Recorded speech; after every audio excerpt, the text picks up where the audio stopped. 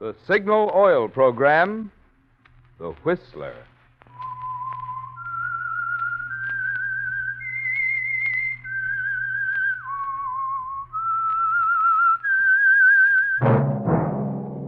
That whistle is your signal for the Signal Oil Program, The Whistler.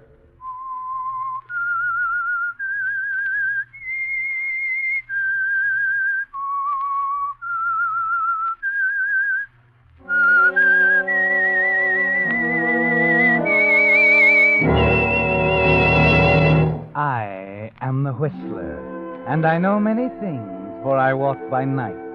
I know many strange tales hidden in the hearts of men and women who have stepped into the shadows. Yes, I know the nameless terrors of which they dare not speak. Yes, friends, it's time for the Signal Oil Program, The Whistler. Rated by independent research, the most popular West Coast program in radio history. In gasoline, you know, it takes extra quality to go farther. And Signal is the famous Go Farther gasoline. So look for the Signal circle sign in yellow and black that identifies Signal service stations from Canada to Mexico.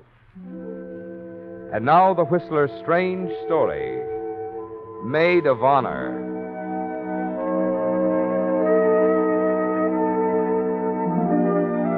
It was mid-morning when Elaine left Nancy's apartment in the suburbs and began the unbearable taxi ride across the city to Elmwood. The traffic was slowed down by a late February drizzle, and the clamoring horns, grinding gears, and clanging signal bells played along the raw edges of her nerves. Driver, can't you take another route? Can't you get out of this some way? Sorry, ma'am. You said you were in a hurry, and the fastest way to Elmwood's right through the center of town.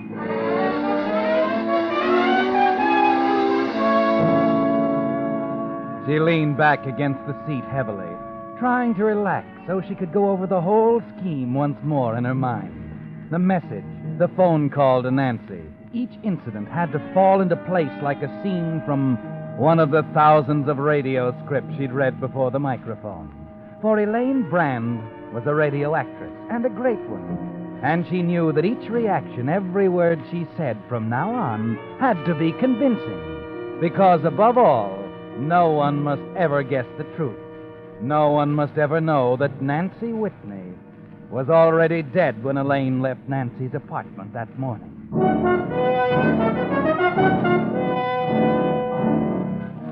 It seemed a year before the taxi pulled up in front of the quiet house in Elmwood.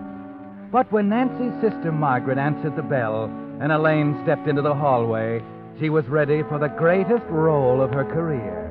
And she was almost relieved when Margaret began it just as she had expected. Please, don't take off your coat, Elaine. I just can't talk today. Margaret, you've got to be reasonable about this. I came all the way across town. I'm sorry, Elaine. I'm not up to it today. If you don't mind, I'd rather not discuss it. You're going to discuss it. I'm not going to stand idly by and watch you ruin your sister's wedding. I told you I'm not feeling well. That convenient heart trouble of yours isn't going to get you out of it this time. Do you realize what you're doing, Margaret? Can you understand what this is doing to your sister? I understand everything. I'd rather see Nancy disappointed now than later. Disappointed? She's despondent. If you refuse to stand up with her tomorrow, I don't know what she'll do. She loves you, Margaret. You've been almost like a mother to her. Oh, why go through all that again? I disapprove of Bill Pendle. I don't want any part of that wedding. That's all there is to it. That has nothing to do with it. It doesn't matter whether or not you disapprove of Bill. Nancy loves him. That's all that matters. They're going to be married tomorrow. And you're going to be a maid of honor if I have to drag you there. I should think you'd have the common decency. Oh, please, Elaine. I don't want to hear any more. And don't tell me I don't love my sister. She means more to me than anything in the world. I hope you can convince Nancy of that. What do you mean? She ought to be here in a few minutes. I told her to come. Oh, why did you do that? Do I have to be tortured with it? Oh, stop being sorry for yourself. You're talking to a professional, darling.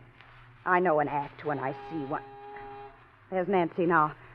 Answer the door. I don't want to see her. Tell her I won't tell her anything. You just said you love her. Now you can prove it, Margaret. Go ahead. Answer the door. Oh, I have a message here from Miss Elaine Brand. Elaine? Is she here? Yes. Thank you. I'll give it to her. All right.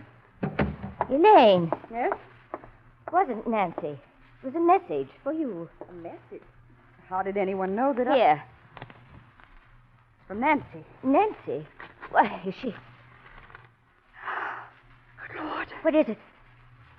Dearest Elaine, I'm addressing this to you because I'm sure now you're the only friend I have left. I see now that marriage, like everything else I've ever wanted, would be wrong. And I've decided there's only one answer. No. Oh, no. It's a selfish way, I know, but I hope you'll try to understand and explain to Margaret. No. The telephone, quick. She can't be doing this. Nancy would never do anything like this. She's doing it. Now maybe you see what I was talking about. Let me see the note. Go get your coat. We're going over there right now. Oh, Elaine. Elaine, I don't know what we can do. Hello? Nancy? It's Nancy. Oh, thank heaven. I just got your note. Listen, darling, you're all wrong. Believe me, dear, you're making a terrible mistake. Margaret understands now. I've had a talk with her. You can't do it, Nancy. It's not fair to Bill or Margaret or any of us. You've got to promise me now. Don't make a move until we get there. We're leaving right now. Promise me that. Yes, dear. Of course. Let me talk to her. No, she hung up. Oh, Elaine, if anything should happen, we better call the police. No, it would get into the papers. She said she wouldn't do anything until we got there. Come on, Margaret. We've got to hurry.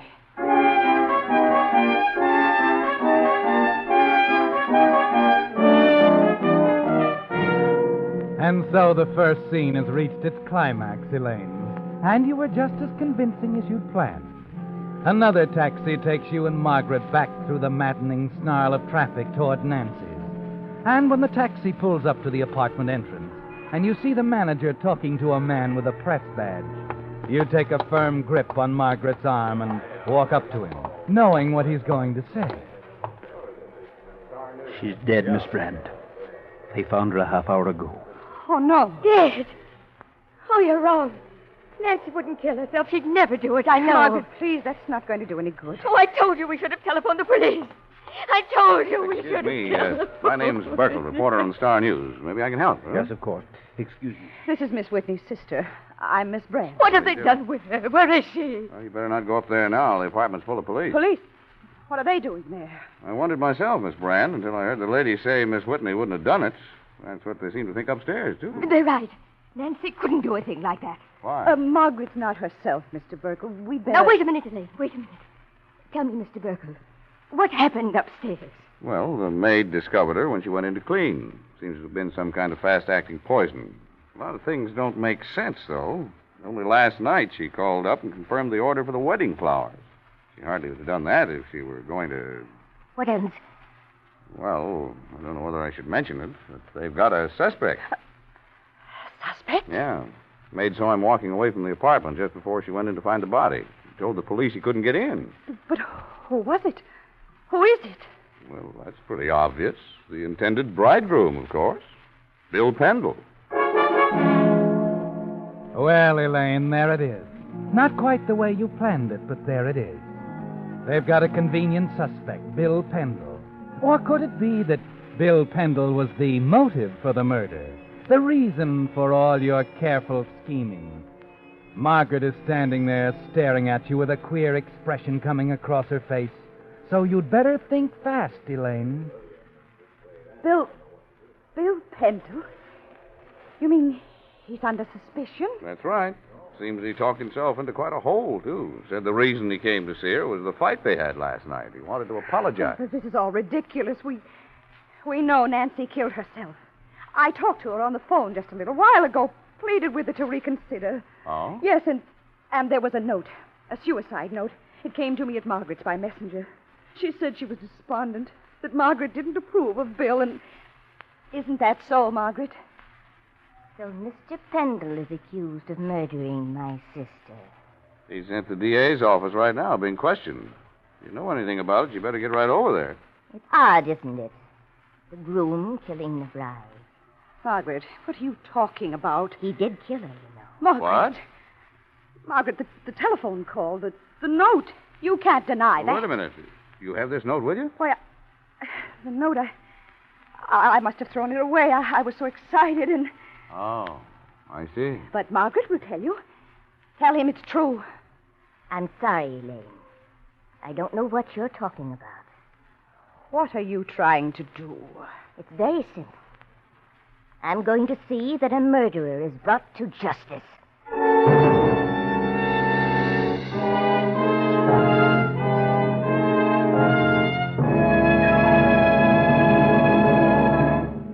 With the prologue of Maid of Honor, the Signal Oil Company brings you another strange story by The Whistler. But now, a word to you drivers. If you want to keep performance up and wear down during the months of hard summer driving ahead, it's time to see your Signal dealer now for a spring changeover from winter-weary lubricants. Costly transmission and differential gears need the protection of fresh summer-weight Signal gear lube. For limbering up the chassis, there's no spring tonic like a Signal double-check lube job. And, of course, your motor should be drained and refilled with fresh motor oil. Wait a minute, did I say motor oil? Well, don't you say motor oil. Be sure you say Signal Premium Motor Oil. For Signal Premium is the amazing new type lubricant that far outperforms the finest straight motor oils money can buy. You see, because Signal Premium combines 5 scientific new compounds with 100% pure paraffin base, it does more than just lubricate. In fact, tests prove Signal Premium actually keeps motors 6 times cleaner and reduces cylinder wear 1/3. Your guarantee of a sweeter running motor.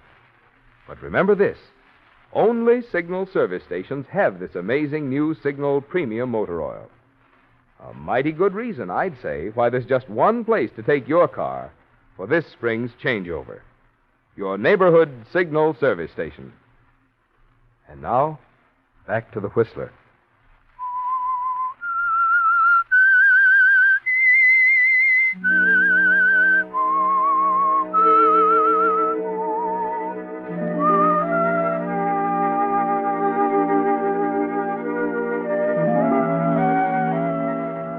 Well, Elaine, that queer, tense expression on Margaret's face was the answer. Your whole plan is gone now. All your careful scheming is wasted. If it didn't have such tragic implications, you could almost laugh. You were willing to kill to keep Bill Pendle from going to the altar with someone else. And now he's being accused of the murder you so carefully committed. But you know that Margaret holds the key. You know that somehow you've got to make her admit the truth about the note and the phone call. We're going to the district attorney's office, Margaret. Are you going to tell them the truth, or aren't you? Oh, my heart. You're going to tell them, Margaret. Do you understand that? No. No, I'm not going to tell him anything. He killed her, Elaine. He's going to suffer for it. And you'd let him to. You go on deliberately lying to see Bill Pendle brought to trial. Simply because you've always hated him. Nancy was my sister. I loved her. She'd be alive right now if it weren't for him. You're not going to get away with this, Margaret. Driver. Yes, ma'am? I've changed my mind. We're not going to the courthaus. Elaine, what are you going to do? I'm taking Miss Whitney back to her home, driver. She's ill. That's 152 Milford Lane, Elmwood. Yes, ma'am. Elaine, you can't. Oh, yes, I can.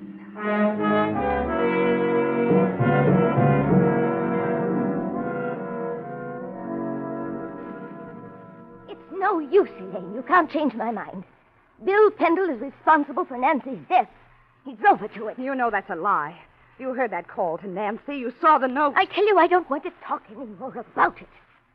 All right, Margaret. Have it your way. But when we get into a courtroom, it'll be your word against mine. I'm not an actress for nothing, you know. I can be pretty convincing. I doubt that. Under the circumstances. What do you mean? The quarrel between Bill and Nancy. What's that got to do with me? Everything. It was about you. You're lying, Margaret. Sally Wright will back me up. She was there, you know. It was pretty ugly with Bill telling Nancy he wanted to walk out. That he was only going through with the wedding because he didn't want to hurt her. Margaret. Margaret, what are you saying? Bill is in love with you, Elaine. But there was nothing. Never. He hardly looked at me. That doesn't matter now. He told Nancy That's enough. Believe me, I didn't know. Oh, you'll have to be pretty convincing to make them believe that. When it gets to the courtroom, you'll be the other woman fighting for the man you're in love with. Whom do you think they'll believe? You or me? You couldn't be low enough to use the thing. I'll do anything to see that Nancy's murderer is punished. Now, if you don't mind, I'm going to lie down. Wait a minute, Margaret. I said I didn't want to talk about it. You're going to talk about it. Margaret, get away from that telephone. You won't leave me alone. I'm going to call I'm the not police. calling anyone. Give me that phone. Just to make sure you don't try to use it again. That ought to take care of it. You've broken the cord. Elaine, why are you doing this to me? Why? You're a sick woman, Margaret. Very sick. I'm going to stay here with you every minute and take care of you.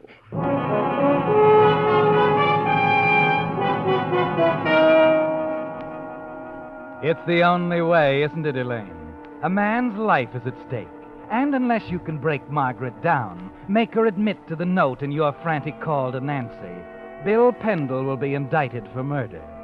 But you're still stunned, aren't you, Elaine? Horrified that this quarrel on the eve of the wedding placed you squarely between Nancy and Bill, made you a prejudiced witness in the eyes of the law, put Margaret in a position to hang him with a simple denial.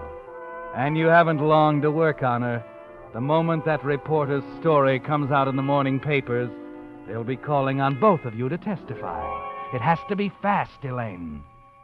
An hour later, you walk into Margaret's room, find her in bed where you left her. Feeling better, dear? You're being very cruel, Elaine. It isn't fair to... You mustn't talk when you're so tired. Here, let me prop you up. I brought you some tea. Oh. Well, you decided to leave me alone. What have you decided, dear? About Bill? If you came in here to start on me again... No. Come on, drink your tea. Yep. Careful, it's hot. I did need that. Did I make it just right? It's bitter. Did you put... Elaine, what's in this tea? What have you done? What's wrong, Margaret? You're thinking that someone else might be taking the law into his own hands? You poisoned it. You're trying to kill me. Margaret, how can you say such a thing? Take it away, Elaine. Take it away. Oh, Margaret, your favorite china, too. Oh, please. Please, Elaine. Nothing's happened to you, Margaret. Just a dash of harmless bitters. Bitters? Is that all? That's all. For now. The excitement seems to have tired you, dear. Why don't you go back to sleep? Oh. Sleep. Sleep.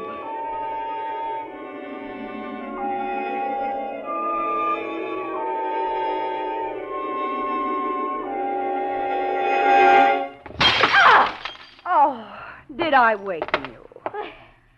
What is it? Oh, I'm sorry, dear. It was a vase. I knocked it off the mantel. Oh, It was a shame to interrupt your rest. I'll never get back to sleep now. Poor dear.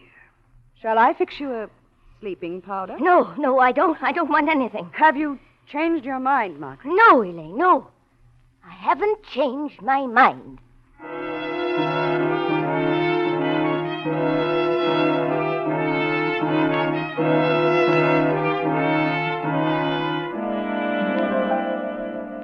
It's going very slowly, isn't it, Elaine? Margaret is exhausted mentally and physically, but she isn't changing her mind about anything, only becoming more determined. And half an hour after the incident with the vase, she even manages to doze off again. You wait a long time before disturbing her again, until just the right moment. Then you walk over, open the door to her room, leave it ajar, and walk back through the living room to the front door. Then... I understand, Doctor. Yes, I'll do everything you said. Oh, no, you needn't send a special nurse. I'd much rather tend to her myself. All right, Doctor. Goodbye, and thanks again for coming out. I know it's a long way. Margaret, what are you doing out of bed? Who was it, Elaine? Who are you talking to? Please now, dear, we must get you back in bed. He'd be furious. Who, Elaine? Who are you talking about? Well, I guess you won't rest until I tell you. All right. It was the doctor, Margaret. I had to send for him. A doctor? Why? You were breathing so heavily, dear, I couldn't wake you. I was worn out, Elaine. You know that. Oh, but to sleep that soundly right through the examination. He examined me. Without even disturbing you, dear. Your condition is quite serious. You're lying. If it were true, you wouldn't tell me. I have to tell you, Margaret. If you know there isn't much time left for you, you might stop and think What about... did the doctor say? Please, Margaret, get back in bed. If something did go wrong, they might think I was careless. Well, I don't know what to think. Oh, Elaine, you couldn't be this cruel. If this is another one of your tricks. Whether you believe me or not, Margaret, you must get back in bed. I refuse to be responsible. Elaine, I can't stand any more of this. I can't. I'll tell the truth. Good. You'd better not change your mind, Margaret. If you do, you won't have a minute's rest. There'll be other nights. Long, sleepless nights. No, Elaine. You're right. I see it now. Nancy really wouldn't have wanted you to put the blame on Bill. I know. I'll tell him, Elaine. I'll tell the men from the district attorney. They'll be coming here this morning, as soon as that reporter prints his story. You can trust me, Elaine. I promise. Thank you, Margaret. Thank heaven you've come to your senses.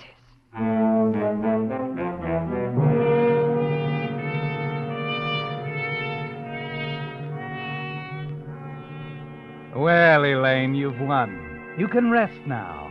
Relax in a chair in the living room and wait for morning, sure that Bill Pendle will be in the clear.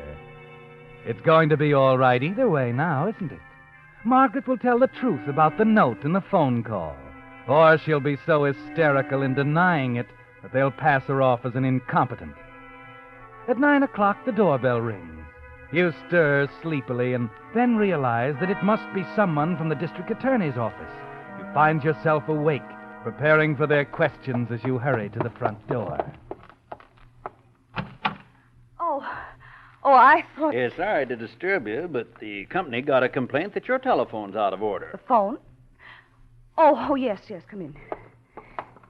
We broke the cord last night. Broke it? Yes, must have been badly worn or something. It just snapped right off the wall. Well, I'll have a look. The phone's in the bedroom. I'll show you. Margaret? I'm ready, Elaine. It's just the phone man, dear. It's all right. You can go in now. Yeah, thanks.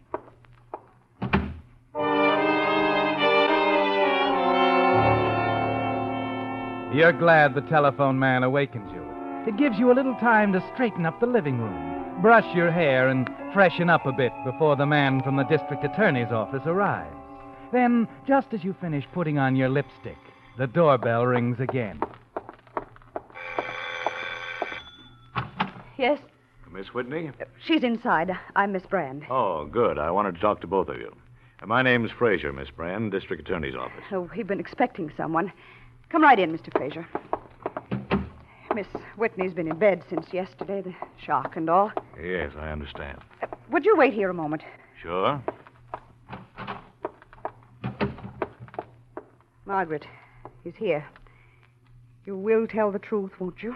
I promised you last night, Elaine. I know, I but... realize more than ever now that it's important for me to tell them everything.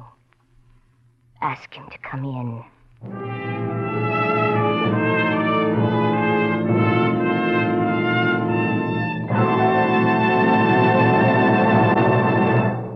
The Whistler will return in just a moment with a strange ending to tonight's story.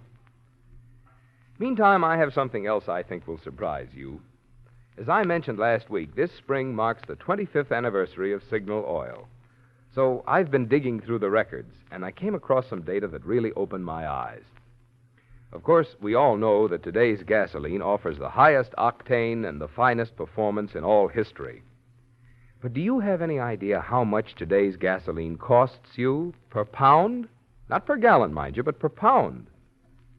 Well, here on the coast, for instance, not counting the taxes that have been added to gasoline, regular grade Signal costs only 2 1/3 cents per pound. Now, I've given you the pound price purposely so you can compare it with your cheapest vegetable, potatoes. Cost 4 cents per pound, compared with 2 1/3 cents for gasoline. Salt costs 5 cents per pound. Bread costs 11 cents per pound, compared with 2 1/3 cents for gasoline. That's why we say, when you fill up with Signal's famous Go Farther gasoline, you're not only getting the tops in gasoline quality, you're also getting one of today's most remarkable values. And now, back to the Whistler.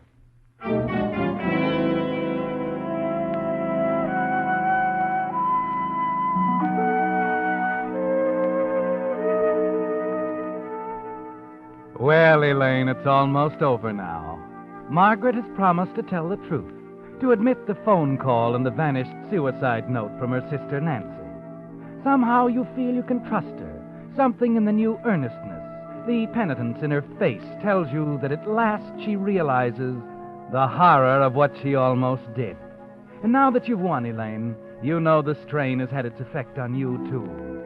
Yes, you're weary now as you sit on the bed, watching Mr. Fraser of the district attorney's office making notes in his black book while he listens to Margaret. Just a minute, Miss Whitney. You say that a suicide note from your sister arrived here yesterday morning. That's right. I see. And Miss Brand here called her immediately. I heard her talking on the telephone. I tried to make her promise to do nothing until we arrived. You should have called the police immediately. I know that now. Well, what about this note, Miss Brand? Where is it? That's the stupid part of it all. I was so excited, I guess I threw it away. You've no idea where it is? I'm afraid not. Well, that was careless. On the contrary, Mr. Fraser, it was very wise. Margaret. What does that mean? Just this, Mr. Fraser. Elaine destroyed that note because it was forgery. She wrote it herself, probably on the morning she killed my sister. That's a lie, Margaret. She's an invalid, Mr. Fraser. She's trying Just a minute. Go on, Miss Whitney. She sent it here by messenger, timed to arrive just after she did. I almost did a terrible thing. I found out a few minutes ago what an awful mistake it would have been. You see, I felt that Mr. Pendle was responsible for Nancy's death. I was wrong. It was Elaine. What about that, Miss Brand? She's lying. That terrible, vicious mind of I hers. haven't finished. You didn't ask me about that phone call, Mr. Fraser. It was a very polished performance, you know. Quite convincing. When you consider the fact that there was no one on the other end. I was talking to Nancy. No, Elaine, no. The repairman just told me my telephone has been out of order for 2 days. The line was dead yesterday morning when you put on that act for me. Well, Miss Brand? I don't know. I guess the act is over.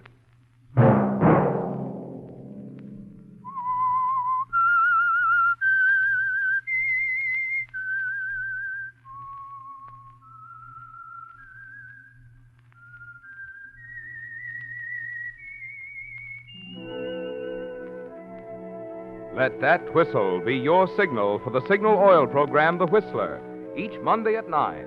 Brought to you by the Signal Oil Company, marketers of Signal gasoline and motor oil and fine quality automotive accessories. Signal has asked me to remind you, to get the most driving pleasure, drive at sensible speeds, be courteous, and obey traffic regulations. It may save a life, possibly your own. Featured in tonight's story were Mary Lansing and Lurene Tuttle. The Whistler was produced by George W. Allen with music by Wilbur Hatch, story by Brian Thorne, and was transmitted to our troops overseas by the Armed Forces Radio Service.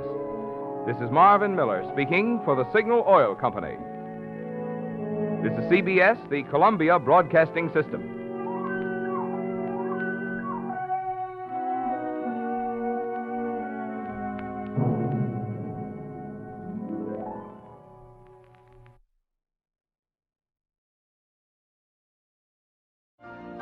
You've been listening to the OTR Gold Network.